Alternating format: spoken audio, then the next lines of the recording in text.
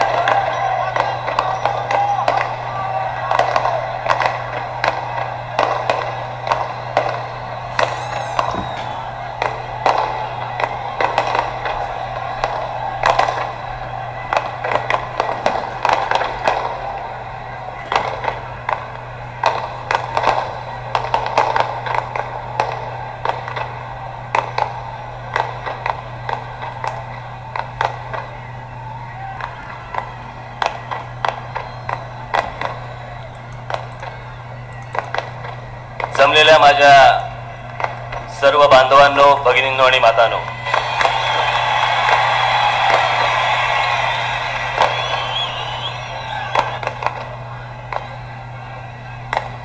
हे चायनीज फटाके आहेत ना, ते चायनीज लोकांसारखेच आहेत, थांबतच नाही.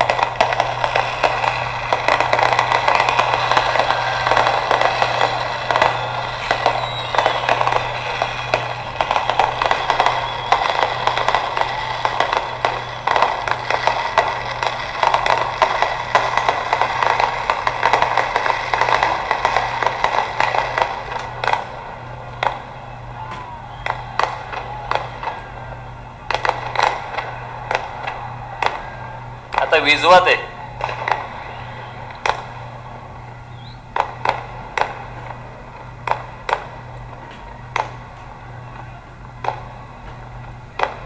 या शिवाजी पार्क मैदानात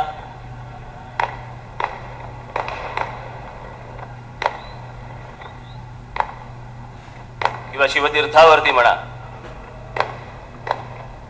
अरे आता विजवा रे.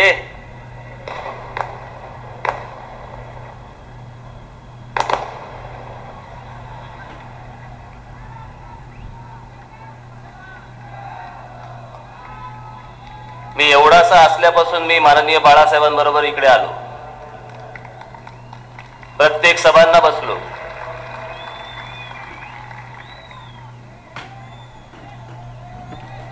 पण भविष्यात मी कधी स्वतःचा राजकीय पक्ष काढीन आणि या शिवतीर्थावरती मला कधीतरी भाषणाची वेळ येईल याचा विचारच कधी केला नव्हता.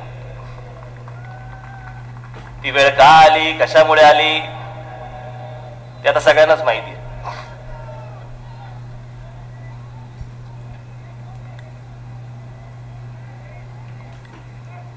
1966 साली माझ्या काकांनी म्हणजे माननीय बाळासाहेबांनी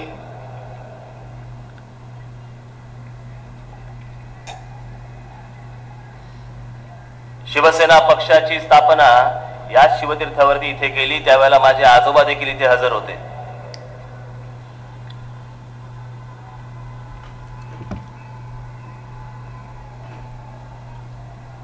फरक कसा पडला तो फक्त बघा की त्यावेळेला माझे आजोबा जेव्हा इथे होते बरोबर, त्यावेळेला माझे आजोबा असं म्हणाले होते की हा बाळ या क्षणाला मी महाराष्ट्राला अर्पण करत आहे.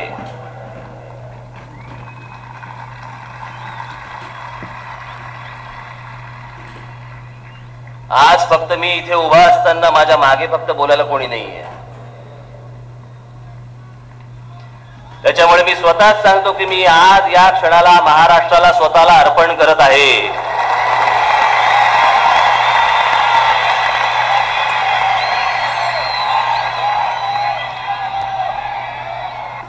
आज आपण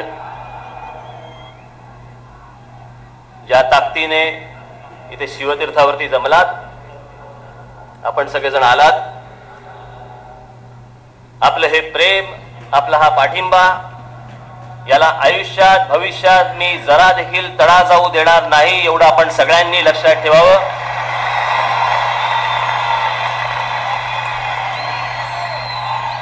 हे सगळं उभं करताना खूप लोक बरोबर होते, खूप जण बरोबर आहेत. नुसते व्यासपीठावरती आहेत तेवढेच नाहीत, असंख्य आजूबाजूला उभे आहेत. त्या सगळ्यांची मेहनत, तुमच्यामध्ये बसलेल्या अनेकांची मेहनत, तुमचं प्रेम याच्यामुळे हे सगळं शक्य होऊ शकलं. म्हणून मी हिम्मत करू शकलो की नवा पक्ष काढायची. नाही तर काय बाकीच्यांसारखं जाऊन बसलो असतो. पण ते डोक्यात माझ्या कधी येणार नाही, कारण माझ्यावरती त्या प्रकारचे संस्कारच नाहीत.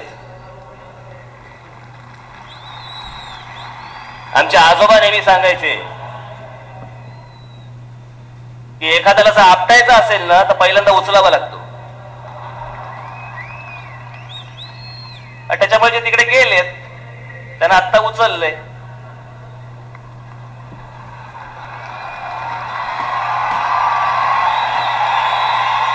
ती परिस्थिती मी माझी करून घेणार नाही. भाषणाची सगळ्या गोष्टींची सुरुवात करायच्या अगोदर एक गोष्ट सांगतो. धोरण म्हणून, पक्षाचं धोरण, की याच्या पुढे माझ्या सकट पक्षातल्या कुठच्याही पदाधिकाऱ्याने, कुठच्याही माणसाला पाया पडायचं नाही.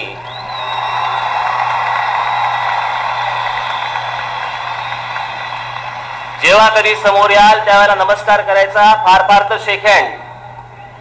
पण शेक हँड करून माझ्या हाताचं काय दौऱ्यामध्ये झालंय माझं मला माहिती, त्याच्यामुळे नमस्कार बरा असतो.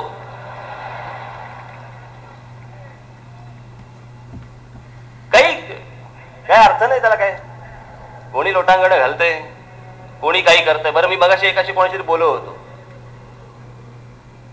मी म्हटलं की मी आज जाहीर करणार आहे, म्हटलं पाया पडू द्यायचं नाही. एवढाच एक दरवाजा उघडला आणि साहेब करून तो चाला आणि पाया पडला. तो माणूसच बघत बसला माझ्याकडे. आणि इतकं ते विचित्र काहीतरी आतमध्ये शिरलेलं आहे. कोणाच्या पाया पडतोय आपण, का पाया पडतोय, म्हणजे मला कुसुमाग्रजांचा एकदा सत्कार होता. मी त्या ठिकाणी काही नव्हतं, मी वाचलं होतं. आणि पु ल देशपांडे एकदा त्यावेळेला अध्यक्षस्थानी होते आणि पुलंचं काहीतरी नाव उच्चारलं भाषणासाठी म्हणून. पुलं गेले भाषणाला, माईक समोर उभे राहिले, परत आले. तात्यासाहेबांच्या म्हणजे कुसुमाग्रजांच्या पाया पडले आणि परत गेले. आणि परत गेल्यानंतरचं पहिलं वाक्य त्यांचं असं होतं की या जगामध्ये खूप कमी पाय उरले ज्यांच्या पाया पडावं असं वाटतं, बाकीचे सगळं असंच आहे. आणि इथे राजकारणामध्ये तर काय कोणी काही करत असतं. बरं कोण कुठे उभा आहे, उभा असताना कुठे हात लावतो हेही कळत नाही. कशाच्या पाया पडतोयस?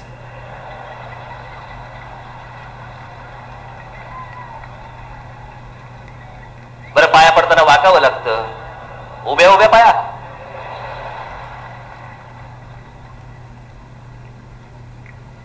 माझ्या घरी एकदा असा प्रकार झाला. आमचा जेम्स, माझा जो कुत्रा आहे, तो खिडकीतनं आपला बाहेर बघत होता. खिडकीतनं बाहेर बघता बघता मी त्यांच्याशी, ते 8-10 जण आले होते, त्यांच्याशी मी बोललो, नमस्कार वगैरे केला. म्हटलं तर नीट निघा, म्हटलं जाताना जरा ते कुत्रे बघत आहे, म्हटलं पाय द्याल. हो. आमच्या जेम्सच्या पाया पडले. म्हटलं हो काय करता काय? नाही, मला म्हटलं यांच्या पाया पडायचं. काही मागचा पुढचा विचार नाही. म्हणून मी हे पक्षाचं धोरण म्हणून ठरवलं की आजपासून, या क्षणापासून कोणी एकमेकांच्या पाया पडायचं नाही. बाकी बोलण्यासारखे मुद्दे खूप आहेत. हात झेंडा का घेतला, हेच नाव का घेतलं? पहिलं होतं की बाबा हा पहिला पक्ष स्थापन करणारच की नाही. नाही नाही, हा परत जाईल. पक्ष स्थापन करणं काय थट्टा आहे का? सोपी गोष्ट आहे का? त्याला पैसे लागतात, माणसं लागतात, सकाळी लवकर उठावं लागतं. म्हणून मी नवीन एक घड्याळ घेतलंय, अलार्म क्लॉक. सकाळी 6 वाजता गजर वाजतो, पवार असा सकाळी गजर वाजतो त्याचा. 6 वाजता उठतो, रात्री शुद्धीत बोलतो. सगळी सुरुवात केली.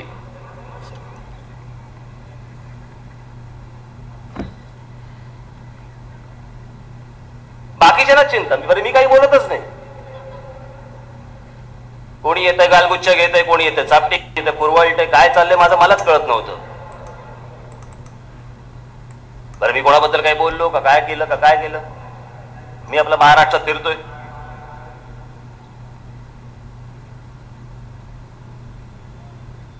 पण हे सगळं करताना एक विचार करत होतो की नक्की कशासाठी पक्ष स्थापन करतोय, तो का? मी काय असं वेगळं देणार आहे, मी असं काय वेगळं करणार आहे?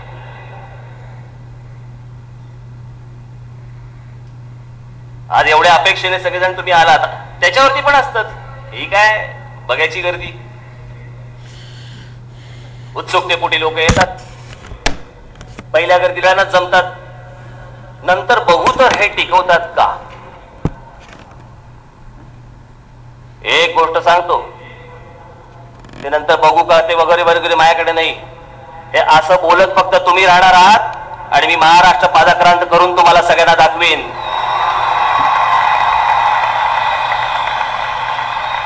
काही येणा वाटलो?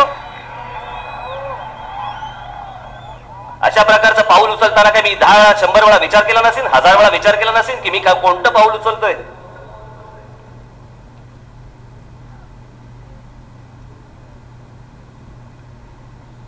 झेंड्यामधले रंग. आता हिंदुत्वाचं काय होणार? काय धर्मांतर केलं काय?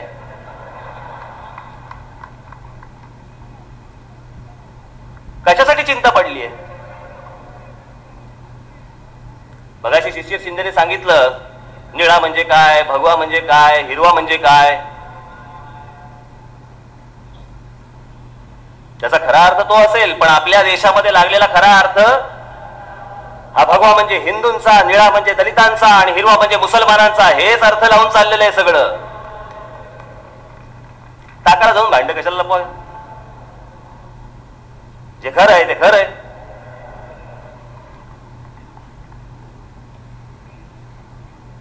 बोलायचं पण दाखवायचं नाही म्हणजे काय?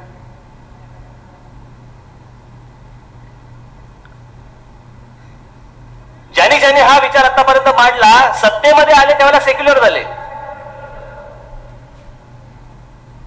की नाही? सगळे बरोबर आहेत. बाहेर पडले की आम्ही आमचे.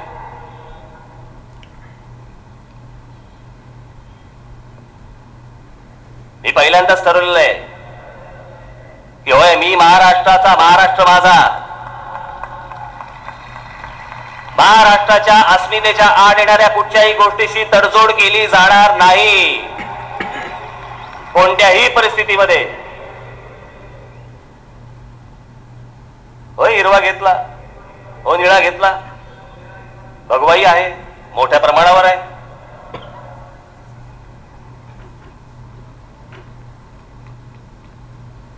काही चुकीच्या लोकांसाठी, काही धर्मांध चुकीच्या लोकांसाठी म्हणून चांगले जे कोणी मुसलमान आहेत यांना तुम्ही नाकारणार आहात. अब्दुल कलामला तुम्ही नाकारणार आहात. इरफान पठाणला तुम्ही नाकारणार आहात.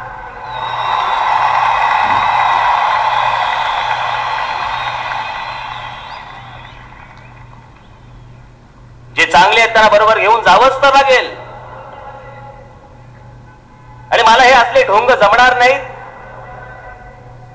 मी जेव्हा मागे शिवसेना पक्षामध्ये असं जेव्हा प्रचाराला जात असे, व्यासपीठावरती येऊन मला सांगायचे उमेदवार किंवा तिकडची माणसं, काय साहेब इथे मुसलमानांबद्दल काही बोलू नका, आपल्या बरोबर आहेत.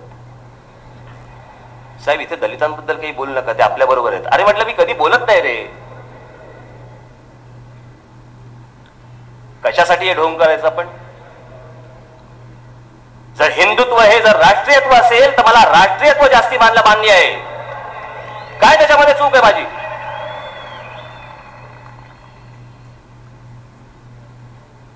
की लगेच आता सगळ्यांबरोबर जायला लागले. हे काँग्रेसची ढोंगी पण आहे ना, हे मला जमायचं नाही, बिलकुल करणार नाही. की मुसलमानांना खुश करण्यासाठी म्हणून मशिदीत जा आणि टोप्या घाला. होय, मिरजेमध्ये गेलो होतो, समोरच आले.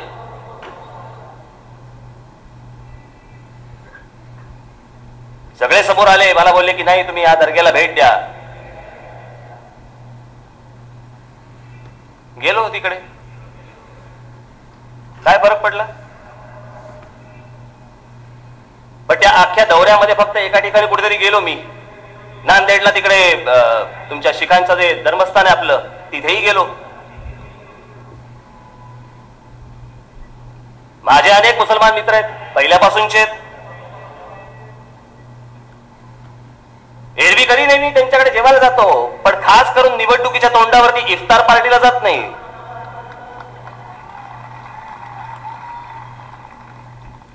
आणि हे पुन्हा परत आज मी इथे सांगतो की हे जरी सगळं असलं तरी मी कोणाचंही लांगुल चालन करणार नाही. निवडणुकीच्या तोंडावरती कुठेही जाणार नाही, कुठच्याही टोप्या घालणार नाही. हे आज या क्षणाला मी इथे आपल्या समोर जाहीर करतो.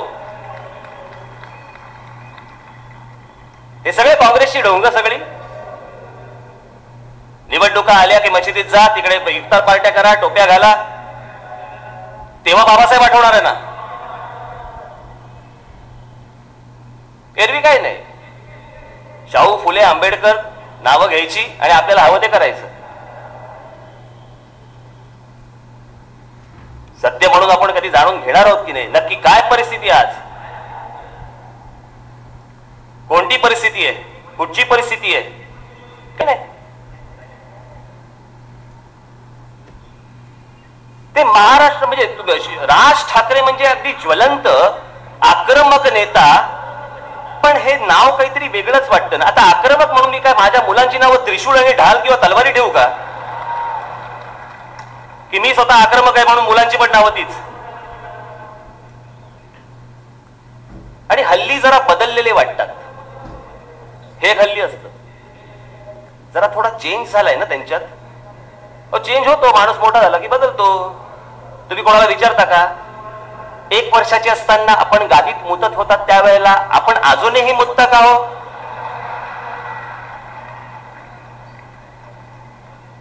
माणूस मोठा होतो, माणूस बदलतो, माणूस विचाराने बदलतो.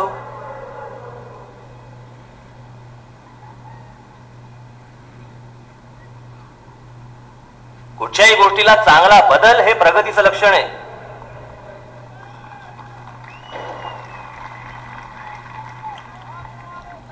कुठच्या गोष्टी सोडायच्या आणि कुठच्या गोष्टी धरायच्या हा भाग नाहीये.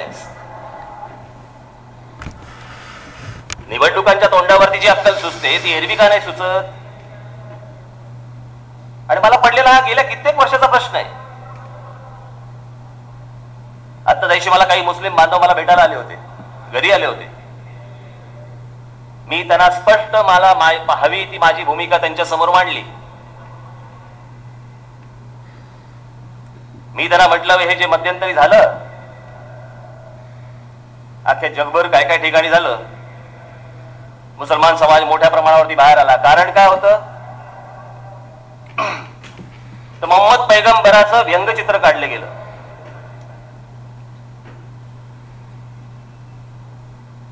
आज आपल्याला इकडे गोष्ट सांगतो, कोणाचंही लांगुल चालन करण्यासाठी नाही,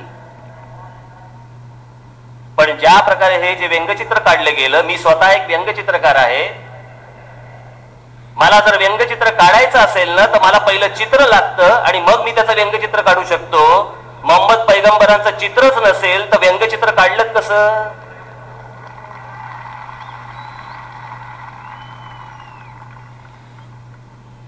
ते म्हटलं ही चुकीचीच गोष्ट आहे. अशा प्रकारे कोणी कोणाच्या धर्माचा अपमान करणं ही अत्यंत चुकीची गोष्ट आहे. पण मी त्यांना हेही आवर्जून सांगितलं की MF हुसेनने सरस्वती, लक्ष्मी आणि आमच्या भारत मातेचं नग्न चित्र काढलं आहे. त्यावेळेला असं बोलण्यासाठी तुम्ही देखील तितकंच रस्त्यावरती आलं पाहिजे, तरच हा एकोपा जुळू शकेल.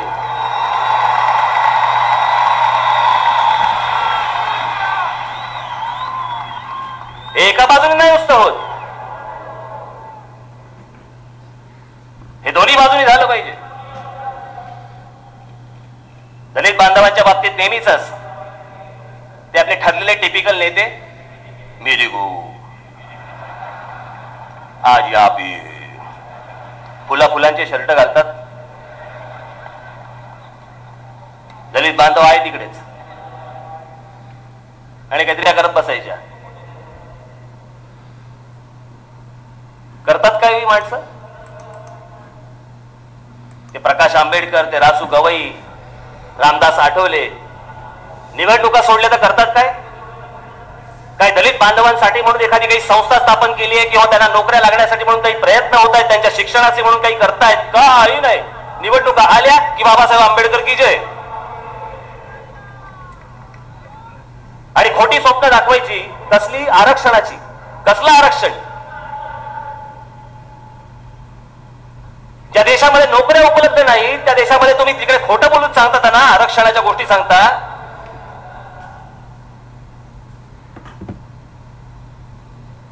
नामांतराच्या नावाने तुम्ही त्यांची बाची भडकवता.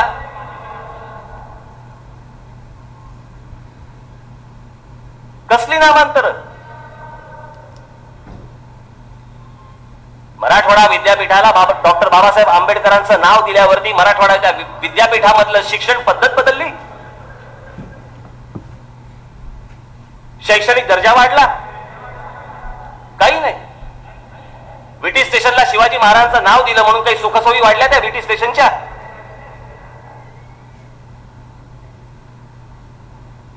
महापुरुषांच्या नावाने नुसते फक्त खेळ करत बसायचे, तुमच्या भावनेला हात घालायचा, तुमच्या पदरात काही पडून द्यायचं नाही. तुम्ही तसेच फक्त भावना भडकून द्यायच्या, नामांतर करायची, मोकळे.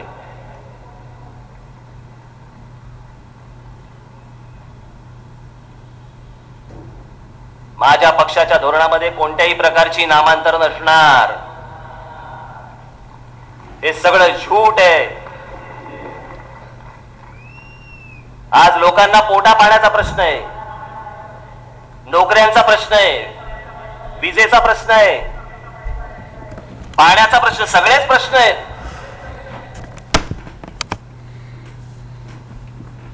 43 वर्ष झाली महाराष्ट्र स्वतंत्र होऊन, स्वतंत्र म्हणणे संयुक्त महाराष्ट्र होऊन,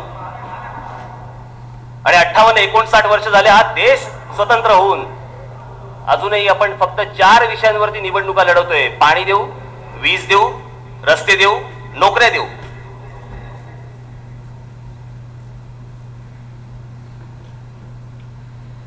या 4 विषयांच्या पलीकडे आम्ही कधी गेलो नाही, कधी आम्ही त्याचा विचार केला नाही. दरवर्षी फक्त प्रत्येक उमेदवारांनी येऊन फक्त हेच सांगायचं की आम्ही तुम्हाला हेच देऊ आणि तेच देऊ.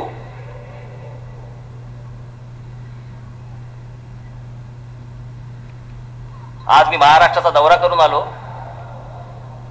प्रत्येक ठिकाणी जी लोक मला भेटले, उदास, भकास, रेताड, गाडीने जाताना कळायचं की रेताड जमीन आणि मध्येच एक हिरवा पट्टा लागायचा. विचारलं की काय रे बाबा एवढं, इथे पाणी नाही, इथे इथे हिरवा पट्टा नाही. साहेब, आमदार साहेबांची जमीन. आमदाराला बरं मिळालं पाणी, मंत्र्यांना बरी पाणी मिळतं. आज तो मराठवाडा, आज तो विदर्भ, तो उत्तर महाराष्ट्र सगळं भकास. कसली राजकारण करताय? महाराष्ट्रातले माझे इतर प्रांत मोठे होऊ नयेत, त्यांना पाणी मिळू नये, तिकडच्यांना नोकऱ्या मिळू नयेत, शिक्षण मिळू नये, याच्यासाठी प्रयत्न करणे कोणती विकृती तरी कोणती आहे?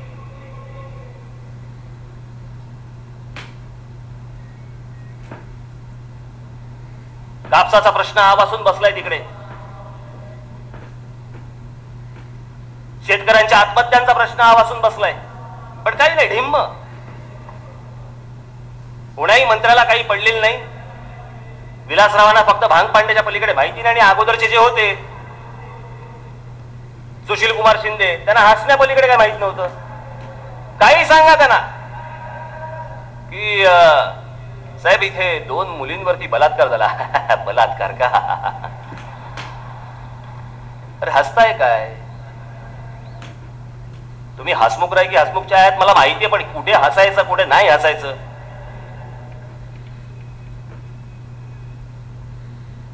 इतकी भीषण परिस्थिती आहे की त्याशी पुण्याच्या माझ्या सभेमध्ये मी सांगितलं. मी एका ठिकाणी गेलो, तिथे मला एक पत्रकार बांधव आले आणि मला त्यांनी सांगितलं की एका ज्या शेतकऱ्याने आत्महत्या केली,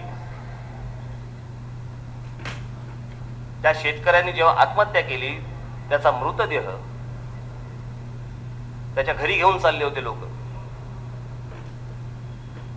घरी घेऊन ज्या वेळेला गेले त्यावेळेला त्या शेतकऱ्याच्या पत्नीने सांगितलं की हा मृतदेह माझ्या घरात आणू नका. ते सगळे वेडे झाले. ते बोलले काय असं काय बोलताय? मृतदेह घरात नाही आणायचा, मग कुठे आणायचा? ती बोलले त्याचं काय करायचं ते बघा. पण त्यांचे अंतिम संस्कार करण्यासाठी देखील माझ्याकडे पैसे नाहीत. तुम्हाला त्याचं काय करायचं ते करा, पण माझ्या घरात आणू नका. कोणामुळे आली परिस्थिती? कशामुळे आली परिस्थिती? हा कोणता विकृतपणा की नद्यांना पाणी येत आहे, कालव्यांना पाणी येत आहे, कालव्या जर निघणार असेल तर फक्त माझ्या मतदारसंघामध्ये आले पाहिजे. हा कोणती विकृती आहे? बाकीच्या समोरच्याला पाणी नाही मिळालं पाहिजे, तडफडून मेला तरी चालेल.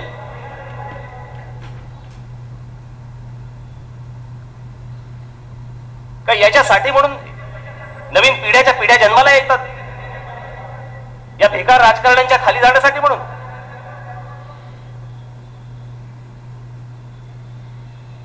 माझ्या वडिलांच्या वयाचे अनेक आया बहिणी बसलेले असतील, वडिलांच्या वयाचे लोक बसलेले असतील, माझ्या आईच्या वयाचे लोक इथे समोर बसलेले असतील. काय स्वप्न पाहिली असतील त्यांनी? या देश स्वतंत्र होईल, स्वतंत्र झाल्यानंतर अशा अनेक गोष्टी घडतील. पण मुळात काय होतंय? या देशामध्ये फक्त माणसं जन्माला येतात, तरुण होतात, म्हातारी होतात आणि मरतात. मोजक्या लोकांना कामं मिळतात, मोजक्या लोकांना पाणी मिळतं. शिक्षणाचे तेच हाल.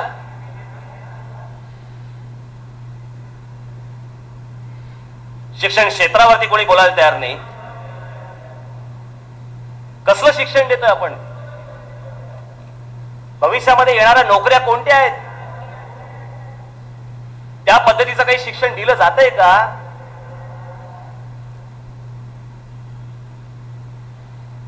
माझ्या एका मित्राने फार चांगलं सांगितलं. त्यांनी सांगितलं की म्हणे एखादा बाप जर त्याच्या मुलाला जर काही झालं, बरं नसेल, तर तो केमिस्ट कडे जातो, वाटेल त्या किमतीला औषध घेतो, पण औषध घेतल्यानंतर पहिली हातात घेतल्यावरती पहिलं काय बघतो तर त्याची एक्सपायरी डेट काय.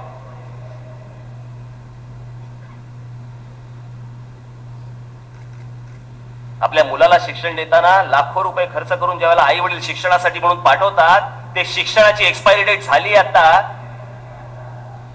त्याचा कोणी विचारच नाही करायचा. बाहेर पडणारा हा फक्त बेरोजगारच होऊ शकतो, दुसरं तिसरं काही होऊ शकत नाही त्याचं.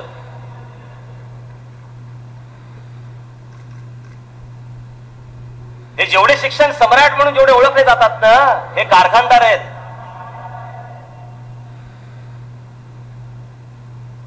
हे फक्त बेरोजगारांची फौज बाहेर काढतात, दुसरं तिसरं काही करत नाहीत. कोणी या शिक्षण संस्थांकडे बघणार नाही. याचं कारण असं आहे, कारण हे काँग्रेसमधले असलेले जे जेवढे आहेत ना, यांच्या स्वतःच्या वैयक्तिक शैक्षणिक संस्था, वैद्यकीय कॉलेजेस, ज्यांची वैद्यकीय कॉलेजेस आहेत तिकडे 30-30 लाख आणि 40-40 लाख रुपये घेतात, आणि सरकारी वैद्यकीय कॉलेजेसमध्ये तिथे कमी पैशामध्ये शिक्षण मिळतं, तेच मिळतं. मला कळत नाही की सरकारी वैद्यकीय कॉलेजमध्ये बाहेर पडणारा जो मुलगा असतो तो काय कंपाऊंडर निघतो, आणि ह्यांच्याकडचा डॉक्टर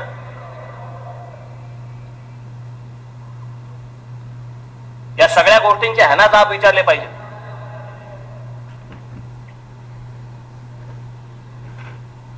हे वैद्यकीय खासगी शिक्षण देणाऱ्या ज्या संस्था आहेत ना, ह्यांना पहिले हे जाब विचारणंच गरजेचं आहे. ते मी विचारणार. हे घेतात कसे पैसे, पहिले मला हा प्रश्न आहे, विचारणार. सगळीकडनं नाडला गेलेला, सगळीकडनं पिळला गेलेला,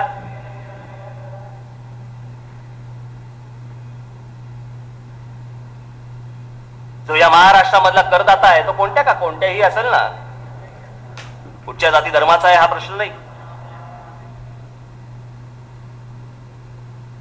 पण तो जेव्हा कर भरतो, आज मुंबई सारखा प्रश्न घ्या,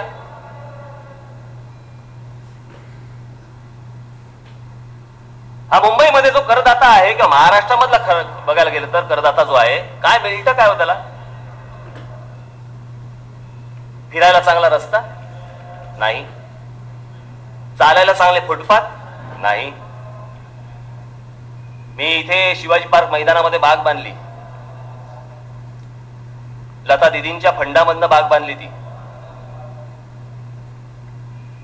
ज्याला बाग बांधली मी, शनिवारी उद्घाटन झालं माननीय बाळासाहेबांच्या हस्ते आणि दिदींच्या हस्ते त्या बागेचं उद्घाटन झालं. शनिवारचा दिवस होता, रविवारी मी गेलो दुसऱ्या दिवशी तिकडे बघायला, हळूच बघत होतो.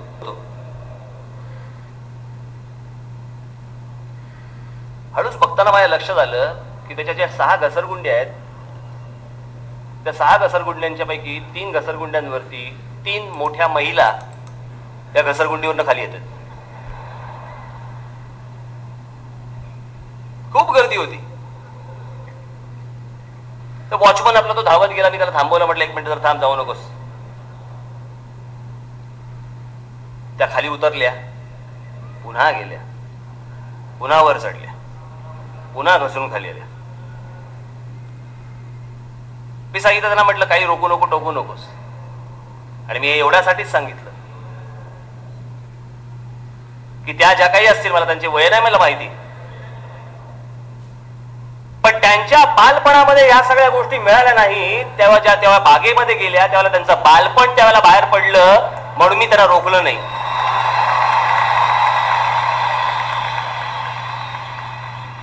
त्या स्वतःला आवरू शकल्या नसतील की मी ज्या वेळेला लहान होते त्यावेळेला मला जर सध्या ही गोष्ट मिळाली असती तर मला किती आनंद झाला असता. जर तेव्हा नाही मिळाली, एकदा तर जाऊन येते.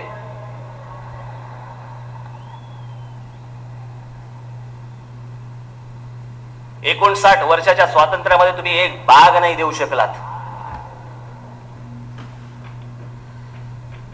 एक बाग.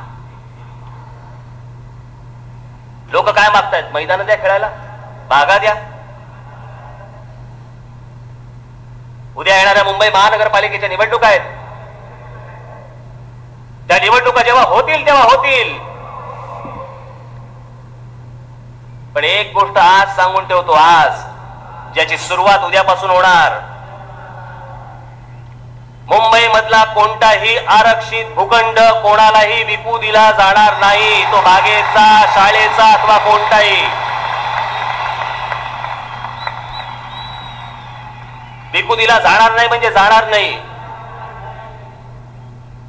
इथे मैदानात जेवढे बांबू घातलेत ना,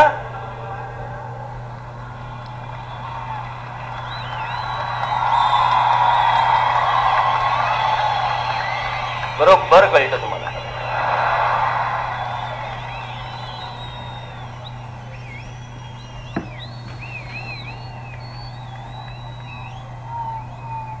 हे मुंबईमध्ये रस्ते बनवणारे कॉन्ट्रॅक्टर्स,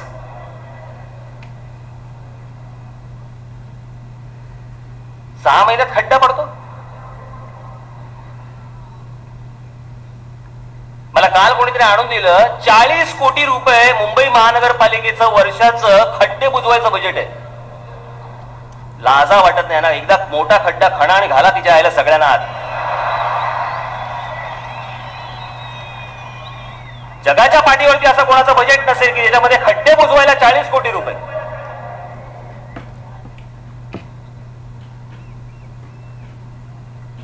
हे जे कॉन्ट्रॅक्टर्स आहेत ना, त्यांच्यावरती देखील याच्या पुढे लक्ष ठेवलं जाणार की रस्ता बांधल्यानंतर पुढची 10 वर्ष जर त्या रस्त्याला काही झालं, पुन्हा मैदानामध्ये बांबू आहेतच.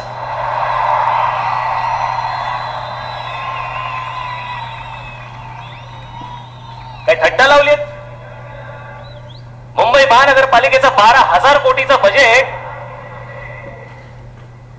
हे या नालायकांच्या खिशात जाण्यासाठी म्हणून ठेवायचं आणि तुम्ही फक्त नुसतं असं खड्ड्यातनं पाय मुरगळला म्हणून घरी यायचं. अगं ग बाई, माझं आज काय ग. कुठे खणलेला रस्ता असतो, कुठे खड्डा असतो, कुठे काय असतं. शाळेतल्या मुलांचा विचार नाही की तो क्रॉस कसा करेल. ट्रॅफिकची अवस्था बिकट, सगळीकडेच भीषण परिस्थिती.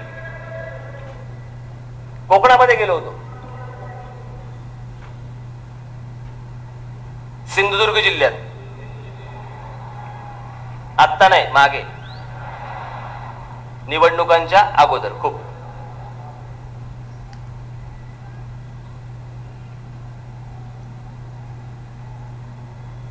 अनेक समाजातल्या प्रतिष्ठित लोकांना भेटलो. वेगवेगळ्या समाजातले वेगवेगळे घटक होते आणि मी त्यांना विचारलं, मी म्हटलं की इथे काय व्हावं असं वाटतं तुम्हाला इथे कोकणामध्ये. ते लोक होते, मला बोलले की कारखाने यावेत. म्हटलं कसले कारखाने? ते कसले बी असू देत, मुलांना नोकऱ्या लागल्या पाहिजे.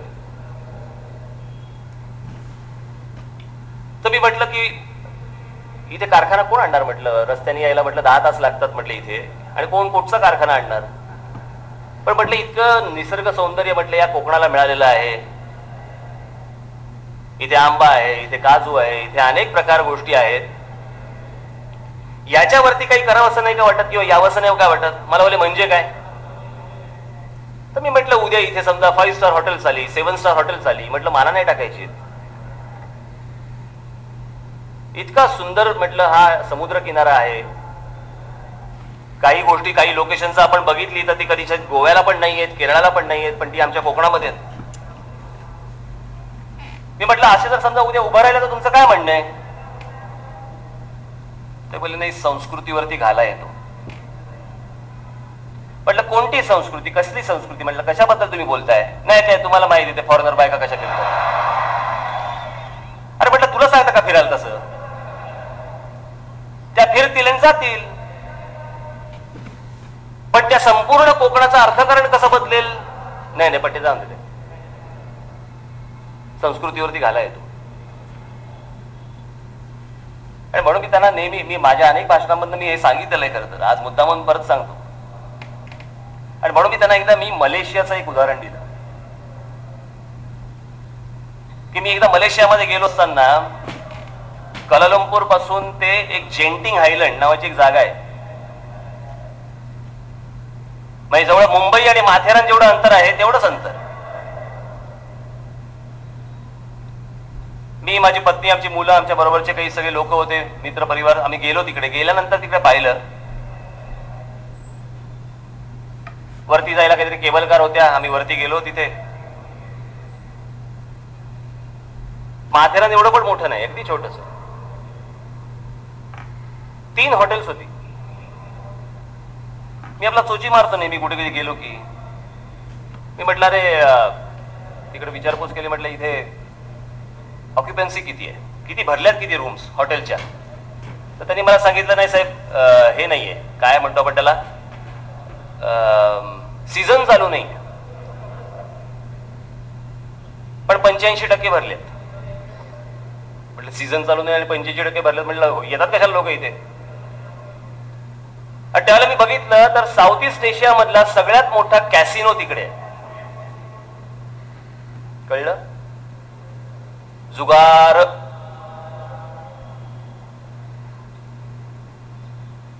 माझी इथे पत्रकार बांधवांना विनंती आहे, मी जुगाराला प्रोत्साहन देत नाहीये. मी फक्त तिथली एक गोष्ट सांगतोय.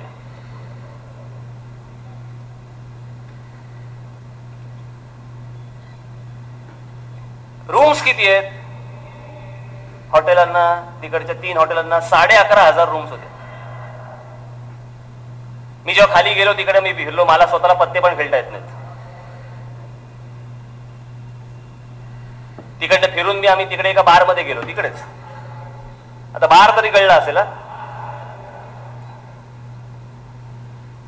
त्या बार मध्ये तिकडे गेलो, बसलो आम्ही. समोर बघतो एक एवढी मोठी पाटी होती. त्या पाटीवर काय लिहिलं होतं? Muslims are not allowed. मी पहिला प्रश्न केला, म्हटलं अरे हा मुसलमानांचा देश आणि तिकडे म्हटलं अशा प्रकारच्या पाट्या. मग त्यांनी मला समजून सांगितलं. ते बोलले की धर्मामध्ये चालत नाही, दारू पिणे, जुगार खेळणे हे प्रकार चालत नाही. म्हणून आम्ही लावली पाटी. म्हटलं तुम्ही ओळखता कसे? ते बोलले नाही असं काही नसतं. आम्ही कसे ओळखणार म्हणे. हे सांगण्यामागचा हेतू फक्त एवढाच की आपल्यापेक्षा बत्तड देश होते, आपल्यापेक्षा बत्तड. पण माझा देश मोठा झाला पाहिजे, माझ्या देशामध्ये पैसा आला पाहिजे, माझ्या देशामधल्या प्रत्येक माणसाचं घर भरलं पाहिजे, पोट भरलं पाहिजे. याच्यासाठी इतका कडवट धर्म जर एक देश बाजूला ठेवून आपल्या देशाची प्रगती करू शकतो, तर आपली कोणती संस्कृती आपण घेऊन बसलोय ज्याच्यासाठी अख्खा प्रदेश आपण रेताड करायला निघालेलो आहोत. अख्खा महाराष्ट्र रेताड करतोय.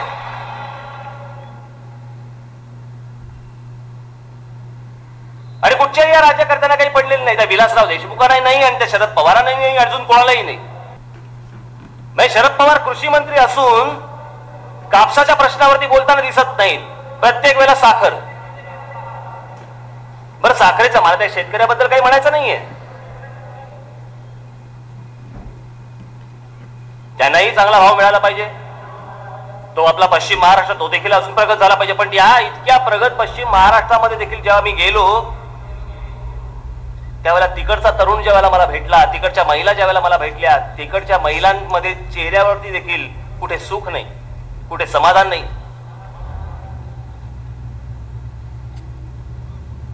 हे समाधान परत आणण्याचा मी प्रयत्न करणार आहे. आज माझ्या पक्षामध्ये काम करताना मला कल्पना आहे ना, तुम्ही सगळे जे समोर बसलेले आहात ना, हा आतापर्यंतचा अनुभव माझ्या पण डोळ्यासमोर आहेच की. झेंडा घेऊन एखाद्या पुढाऱ्याच्या मागे फिरायचं, घोषणा द्यायच्या, दिवस रात्र एक करायचा. घरी गेल्यावर काय शिव्या पडतात हे देखील मला माहिती आहे. आलं कार्ट दिवसभर उकिरड हुंगून, काम ना धंदा, नोकरी नाही, पैसे कमवायला नको, नुसतं त्या पुढाऱ्याच्या मागे हिंडायला पाहिजे. झेंडा घेऊन रात्री येईल गिळायला परत. आजपर्यंत हेच ऐकत आलो ना.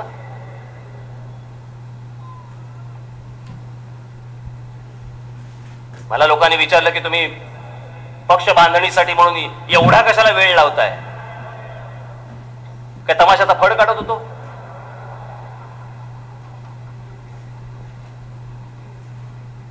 गणेशोत्सव मंडळ काढत होतो की आज स्थापन केलं, उद्यापासून वर्गणी मागायला सुरुवात. विचार नको करायला की इतकी लोक जर माझ्यावरती अपेक्षा ठेवून बसणार असतील, लोकांच्या आशा जर माझ्यावरती लागणार असतील, तर त्याचा विचार करून मला पाऊल जपून पुढे टाकायला नको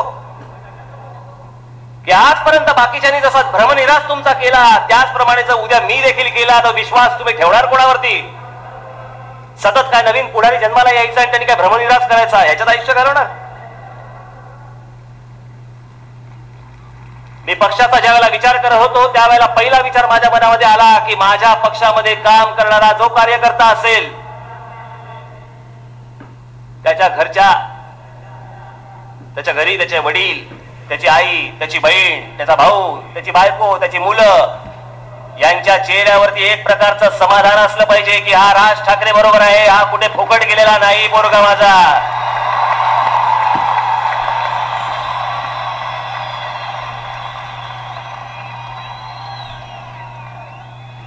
जर इतक्या प्रकारचा विचार करून जर मी पुढचं पाऊल हळूहळू जरी टाकत असेल तर काय चुकलं माझं? काही इतरांसारखे नुसते स्टंट करत बसू? लोक विचारतात मला मराठी माणसाचं काय करणार का? हा झेंडा घेतल्यावर ते सुटलं?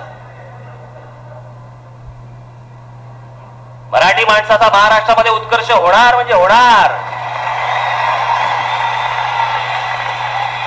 अहो पण मराठी माणसाचा उत्कर्ष म्हणजे गुजराताच्या कानपटीत नाही होऊ शकत, गुजराती माणसाच्या कानपटीत नाही होऊ शकत, मारवाडी माणसाच्या कानपटीत नाही होऊ शकत. आता ह्या माझ्या वाक्यावरती मला अनेक लोक विचारणार आहेत मग मागचं ते रेल्वे आंदोलनाचं काय होतं? आजही मी तुम्हाला सांगतो की ते जे आंदोलन होतं, ज्यावेळेला आमची मंडळी ज्यावेळेला त्या रेल्वेच्या ऑफिसमध्ये गेली आणि संपूर्ण देशभर जर रिक्रुटमेंट असतील प्रत्येक ठिकाणी रिजन वाईज, जर उत्तर भारताची उत्तर भारतामध्ये, तिकडची अजून राजस्थानची राजस्थानमध्ये, महाराष्ट्राची महाराष्ट्रामध्ये, तामिळनाडूची तामिळनाडूमध्ये, याचा अर्थ काय? याचा अर्थ जर इथे करणार असतील तर इकडच्या या प्रांतातल्या लोकांना इथे नोकऱ्या मिळाल्या पाहिजेत याचा असा त्याचा अर्थ होतो.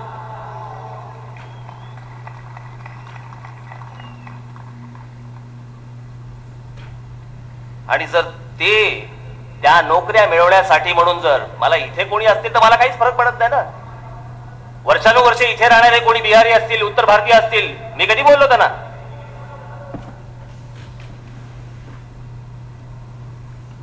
पण जर इकडच्या नोकऱ्या बळकवण्यासाठी म्हणून जर बिहारमधनं जर समजा 5 लाख लोक जर इकडे येणार असतील त्याही नोकऱ्या बळकवण्यासाठी, तर इकडे राहणाऱ्या माणसांनी करायचं काय हा जर प्रश्न मला पडला तर ह्यात काही चूक झाली?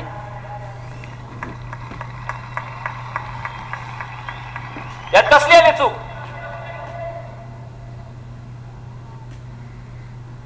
आणि मला तो फक्त सतत प्रश्न विचारत राहिले. आसाममध्ये ज्या वेळेला जाळपोळ झाली आणि माणसाला ठार मारले त्याच्याबद्दल कोणी बोलायला तयार नाही, चकार शब्द काढायला तयार नाही.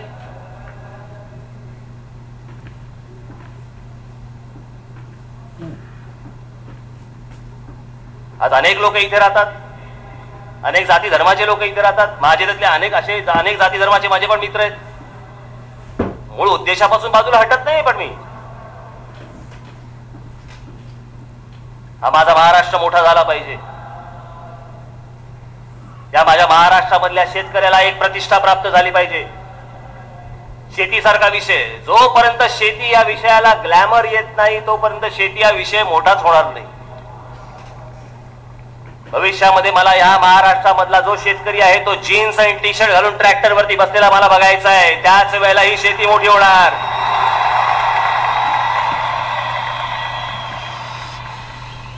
नाही तर आपलं चालू आहे आमची माती आमची माणसं आणि आमच्या माणसांनी केलेली आमची माती.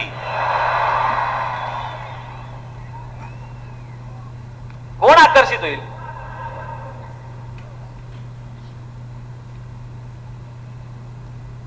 शेती हा महाराष्ट्रामधला आकर्षणाचा विषय बनवण्यासाठी देखील माझी पावले उचलली जाणार आहेत.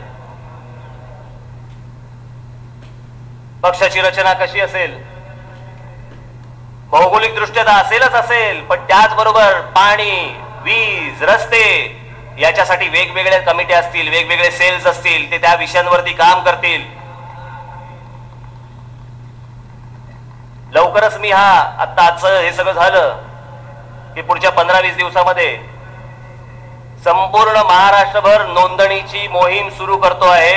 या नोंदणीच्या मोहिमेमध्येच मला अनेक सितारे, हिरे, माणकी मिळणार आहेत. ते झाल्यानंतरच पक्षाची पद मी नंतर जाहीर करीन. घाई असेल तरी निघावं.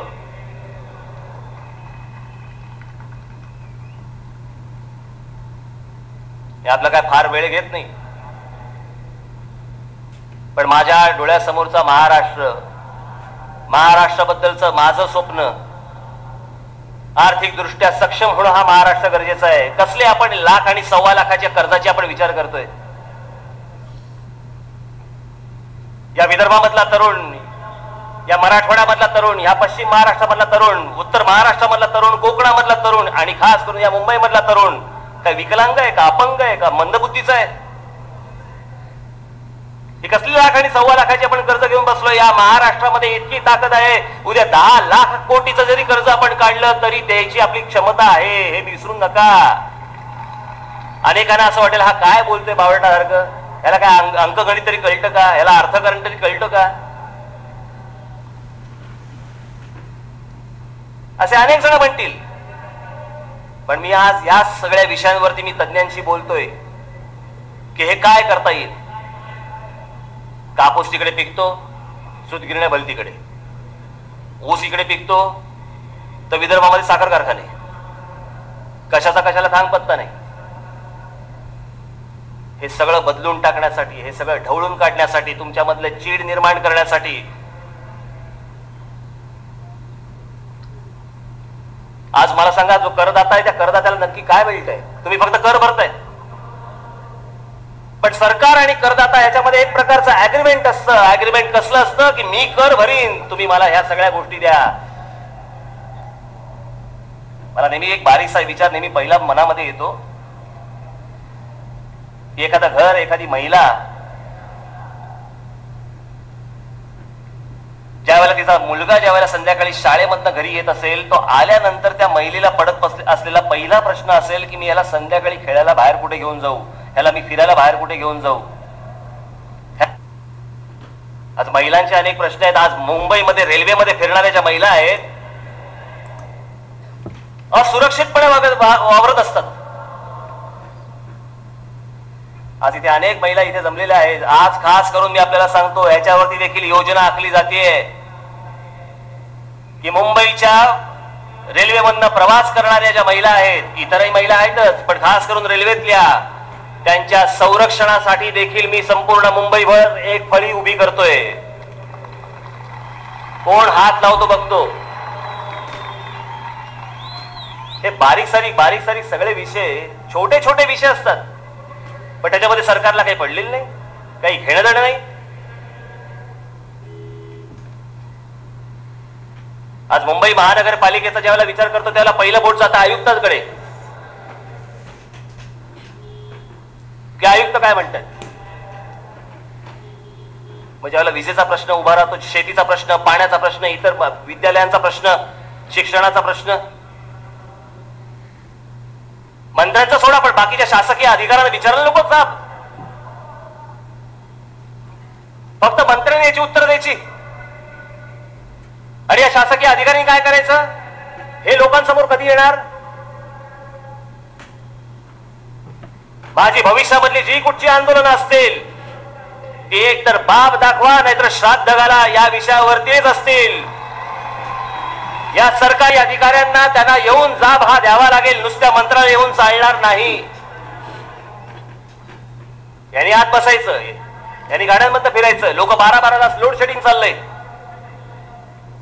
शिक्षणाचा बट्ट्याबोळ, रस्त्यावरती फिरता येत नाही, सर्व बाजूनी भजबजपुरी माजली असताना बाकीचा सगळं ऐश्वर्याबाद सगळं चाललंय. या सर्व विषयांवरती माझं काम चाललंय. भविष्यामध्ये ही तुम्हाला आंदोलन दिसतीलच, कळतीलच, याच्यावरच्या उपाययोजना देखील दिसतील तुम्हाला. मुंबई महानगरपालिका तर आहे, ती तर निवडणूक लढवणारच आणि येणाऱ्या सगळ्या निवडणुका लढवूच. पण माझा जो महाराष्ट्राची ब्ल्यूप्रिंट तयार करण्याचं जे काम चाललंय ते फक्त एवढ्यासाठीच की उद्या जेव्हा कधी मी महाराष्ट्राच्या सत्तेला मी हात घालेन त्यावेळेला महाराष्ट्राची ब्ल्यूप्रिंट माझ्याकडे तयार असली पाहिजे. त्याच्यानंतर डोकं खाजवत नाही बसणार की आता काय करायचं. हा महाराष्ट्र इतका मोठा व्हावा, इतका प्रगत व्हावा, माझी एवढी फक्त तीच इच्छा आहे की हे कार्य माझ्या हातून घडो. हा महाराष्ट्र इतका मोठा व्हावा की अख्ख्या जगाला त्याचा हेवा वाटावा, असा महाराष्ट्र माझा उभा राहावा, हेच माझं स्वप्न आहे. उद्या 15-20 वर्षानंतर कधी केव्हा का अमेरिकेचा राष्ट्राध्यक्ष ज्या वेळेला या देशामध्ये येईल, हे नुसतं स्वप्न नाहीये, तुमच्या टाळ्या मिळवण्यासाठी पण बोलत नाहीये.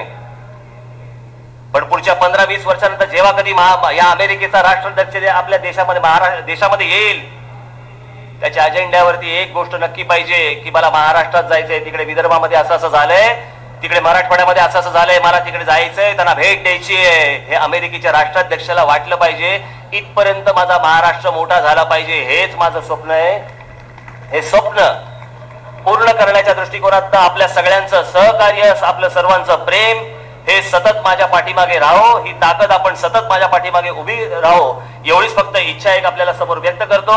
आज इथे खास करून प्रिंट मीडियाचे, इलेक्ट्रॉनिक मीडियाची जी कोणी लोक आलेले आहेत, गेले 2-3 महिने 4 महिने आपण जे माझ्यावरती प्रेम दाखवलं, हे प्रेम सतत आपण माझ्यावरती ठेवावं अशी एक इच्छा बाळगतो आणि नवीन महाराष्ट्राचं स्वप्न पूर्ण करण्याच्या दिशेने आपण सर्वांनी वाटचाल करावी अशा एक विश्वास आपल्या समोर ठेवून आपली सर्वांची मी रजा घेत आहे.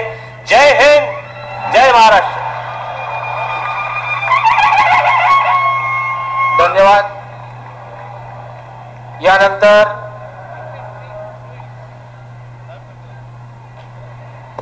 जाताना आपण सगळ्यांनी शिस्तीत नीट जावं, जोरात गाड्या चालवू नयेत, कारण आता सगळेजण अडकून जाल नाही तर. आणि जाताना पहिल्यांदा एक गोष्ट बघावी की महिलांना अगोदर जाण्याची संधी आपण सगळ्यांनी प्राप्त करून द्यावी, एवढे फक्त आपल्या विनंती करतो. धन्यवाद.